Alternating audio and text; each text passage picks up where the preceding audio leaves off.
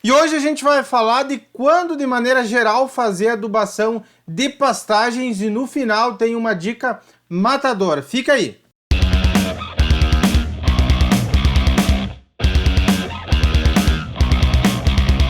Olá pessoal, sejam bem-vindos a mais um vídeo do canal Agro Brasil. Jonathan por aqui. Não se esqueça de se inscrever no canal e também deixar um like se você gostar do vídeo. E hoje vamos falar sobre essa questão de quando fazer adubação de pastagens. Então nós temos que saber que as pastagens elas se dividem principalmente em dois grandes grupos: as anuais e as perenes. E dependendo de qual você tenha ou qual você esteja com interesse de fazer consultoria ou também de fazer implantação na tua área, o manejo de fertilidade do solo ele tem que ser um pouco diferente, algumas coisas têm que ser pensadas diferentes.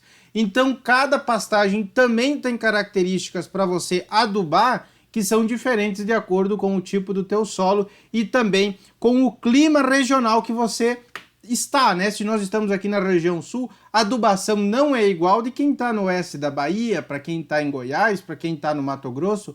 O regime hídrico, as condições climáticas, o período também do ano aí que tem um maior aumento de matéria seca são diferentes em cada região. E isso deve ser levado em consideração na hora de fazer um planejamento de fertilidade do solo. Mas as pastagens anuais nós podemos destacar são aquelas que completam o seu ciclo em um ano, né? Ela tem um ciclo ali determinado ao longo daquele ano. Então existe o milheto forrageiro, muito bom mesmo, faz muito, ela perfilha muito bem, aguenta muito bem a períodos de seca, dá muita matéria seca. Então a gente vai falar sobre o milheto forrageiro provavelmente aqui no canal, porque é uma excelente pastagem. Nós temos ainda o teucinto, a aveia extremamente utilizada aqui na região sul, o azevém, muito boa pastagem também, rica em proteínas e tudo mais. Então a adubação ela tem que se dividir, quando a gente está falando em pastagem anual, em dois períodos principais. Quando você está fazendo a semeadura, geralmente ela pode ser implantada a lanço. Tem muitos produtores que jogam a semente a lanço, por exemplo, de uma aveia, e passam uma grade. Só que aí fica muito ruim mesmo, não fica adequado. Então você tem que plantar ela adequadamente, né? Plantar bem. E, se possível, também utilizar um formulado para ela dar um bom arranque inicial e para ela se estabelecer bem na área, essa tua pastagem aí. Então, colocando esse formulado segundo a necessidade, a recomendação do teu boletim local de adubação, você vai conseguir com que ela se desenvolva muito bem nesse período inicial. E aí, para você aumentar ainda mais o desenvolvimento e o crescimento dela, ainda são indicados, mais ou menos, tá? Cada estado ele adota um tipo de fazer adubação, de pastagem. Então, para o Paraná, tem uma adaptação, para o Rio Grande do Sul, mais uma, né? Para a região do Cerrado, outra, São Paulo, uma. Só que, mais ou menos, elas ficam parecidas em algumas coisas. Algumas coisas são fazer uma adubação de cobertura no perfilhamento e depois em cada corte ou pastejo. Então, as tuas vacas vão ficar ali, por exemplo, você tem indicado lá para determinado tipo de pastagem para que o gado entre quando ele tiver 60 centímetros o pasto. Você vai retirar quando está mais ou menos com 35 centímetros a altura do pasto. Quando você retira esses animais do pasto, você pode entrar com uma adubação. Segundo a recomendação local, né? Segundo a expectativa de produtividade que você tem para a tua área, você entra com uma adubação com nitrogênio e com potássio, principalmente em cobertura. Entra com uma ureia, um sulfato de amônio, entra com cloreto de potássio para garantir um bom rebrote. Aí o estabelecimento dela vai ser muito bom na tua área e também você vai conseguir com que não demore tanto tempo para dar um outro rebrote para tuas vacas ou teus animais, o que você tem aí, voltem a pastejar naquela tua área. Tá? Para quem não sabe, o perfilhamento é isso aqui, né? São a formação de gemas laterais na tua pastagem. Então o milheto tem características aí também. Ele tem um céspeto e no desenvolvimento dele ele forma gemas laterais aqui, forma-se vários perfilhos, né? Várias gemas laterais aqui chamadas de perfilhos. Então quando ela está aumentando esse perfilhamento, é o momento ideal para você entrar também com uma adubação de cobertura, tá ok? E nós temos o outro tipo, a outra classe, que é as pastagens perenes. Então são exemplos de pastagens perenes: o capim colonião, as braquiárias, o capim bermuda, que aí tem o tifton, o cross e outras pastagens. E você deve ter uma atenção muito especial à fertilidade do solo na hora que você está implantando essa tua área.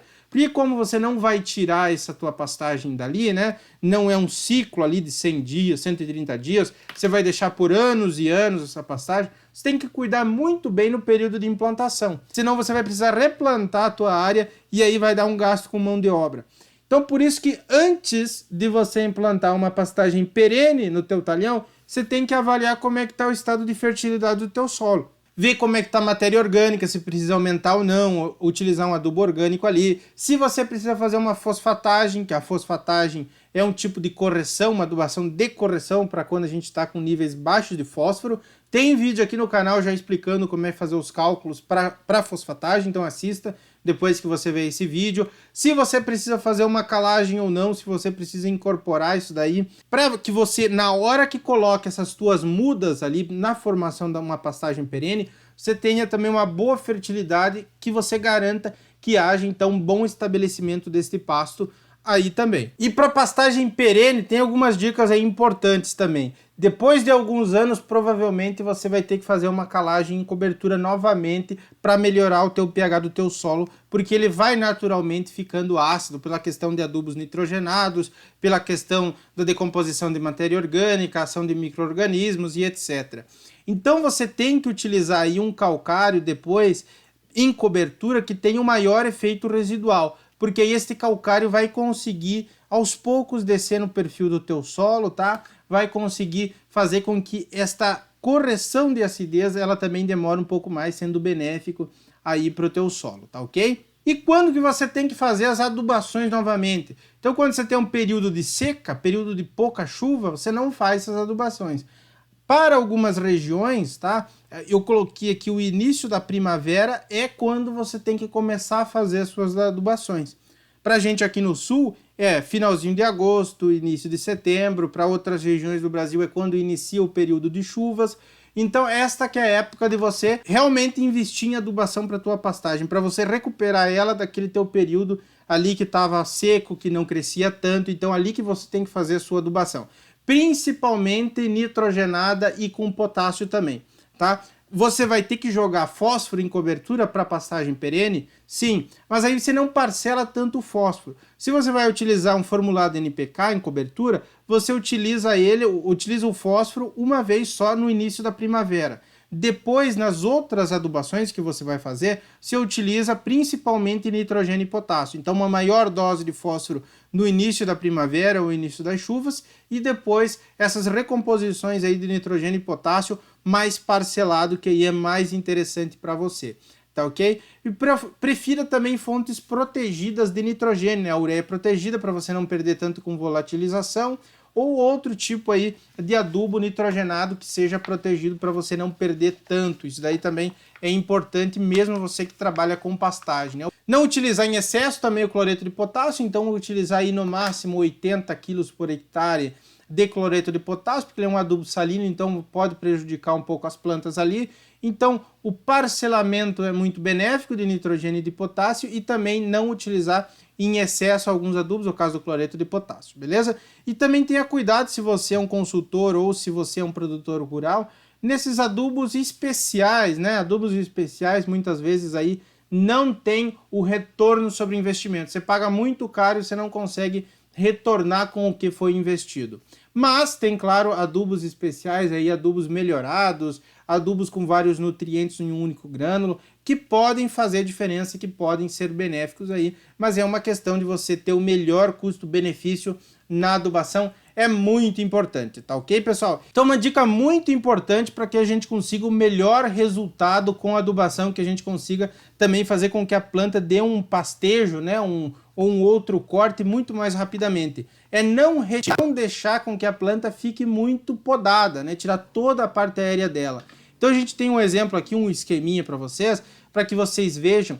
Então a planta aqui que tem um determinado tamanho, quando você usa 50% do tamanho dela, se para de crescer as raízes. Parando de crescer as raízes, tem um problema, uma dificuldade maior da planta se recuperar. Então você pode estar adubando, mas ela até dar um outro pastejo, até você conseguir fazer com que um outro corte, ela demora mais. Então, se você tirar entre 40% e 50% da área indicada, né, que para você começar o pastejo, por exemplo, tem uma determinada planta lá que o indicado é para que você entre com os animais quando ela tiver 60 centímetros. Então, você vai tirar os animais ou cortar, né, até os 35 centímetros, até quando a planta tiver uns 40 centímetros. Você vai tirar pouco dela. Por quê? Aí as raízes da planta não param de crescer. Quando a planta está com essa altura aqui e você volta com uma adubação nitrogenada ou uma adubação de potássio, ela se recupera muito mais facilmente, né? Ela consegue recuperar esses 60 centímetros muito mais rapidamente. Agora, se está com 60 centímetros e você tira ou deixa os animais raparem em tua área e coloca lá os animais e fica com 20 centímetros, fica com 10 centímetros da tua planta, você vai colocar a mesma dose de adubo nitrogenado ou de adubo potássico aqui e ela vai demorar mais para se recuperar, porque aí houve uma diminuição, uma paralisação do crescimento das raízes, justamente porque você tirou muito área foliar. Então isso daqui é uma dica bastante importante para o pessoal que faz o manejo. Adianta, mas como fazer isso? Tem que fazer pastejo rotacionado, né? Então pegar a tua área lá que tem 10 hectares, ou sei lá, até menos, você tem 3, 4 hectares, e fazer os piquetes, dividir em piquetes e trabalhar muito bem com isso. Eu sei que nem sempre é tão fácil como eu estou falando assim, você conseguir manter essa altura ideal. Muitas vezes vai faltar pasto, muitas vezes não vai chover, você vai ter alguma dificuldade aí, né? Tem uma lotação, tem muitos animais para pouca área. Eu sei que existem essas realidades, mas você precisa fazer essa adaptação para também conseguir esta maior eficiência aqui. Beleza, pessoal? Essa foi a dica do vídeo de hoje. Se inscreva no canal, deixe o seu like, também conheça o nosso curso de avaliação de fertilidade do solo e recomendação de adubação, onde a gente trata sobre vários temas, adubação foliar, adubação orgânica, adubação formulada, para várias culturas. E vejam os links que estão na descrição, também pode ficar à vontade para entrar em contato comigo por WhatsApp ou por e-mail. E até um próximo vídeo. Tchau, tchau!